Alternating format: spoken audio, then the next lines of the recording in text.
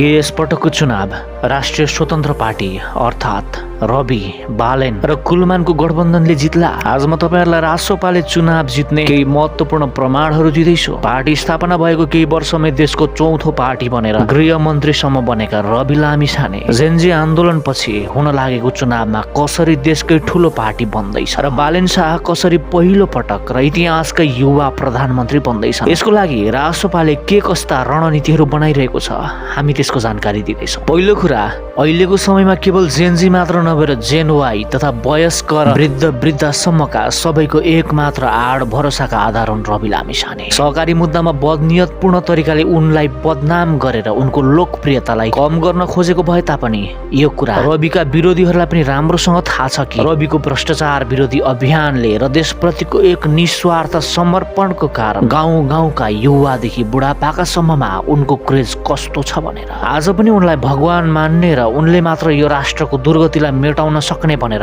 आस्था राख्ने स्थानीय स्तरमा दुखी पीडितहरूको लर्को लामै छ।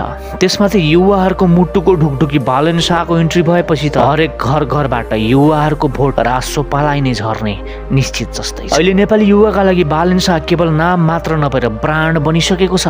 पुराना पार्टीको दादागिरीबाट विरक्तिएका र दिक्क बनेकाहरू रासोपामा बालेन र रविको नाम लिएर आँखा चिम्लेर भोट हाल्नेछ। यता उज्यालो नेपालका पर्याय बनेका कुलमान घिसिङ रासोपामा प्रवेश गरिसकेपछि त झनै माओवादीबाट बिच्किएका, कुलमानको इमानदारी र मेहनतलाई मन पराएका र राष्ट्रलाई अँध्यारोबाट उज्यालोतर्फ ल्याउन आजीवन लागिरहेका कुलमानलाई मन पराउनेको ओइरो पनि रासोपातिर फर्केको छ। त्यसैगरी चुनावमा राष्ट्रव्यापी रूपमा ख्याति कमाएका निष्कलङ्क छवि भएका व्यक्तिहरू रासोपाबाट उम्मेद्वार बन्नु नै रासोपाको 2/3 बहुमतको एउटा बलियो प्रमाण हो। हालको परिप्रेक्ष्यलाई हेर्दा देश लगभग रासोपामय भइसकेको अवस्था छ। वास्तविकता बुझ्ने हो भने रासोपाले यस चुनावमा 2/3 बहुमतले विजय प्राप्त गर्ने निश्चित जस्तै छ।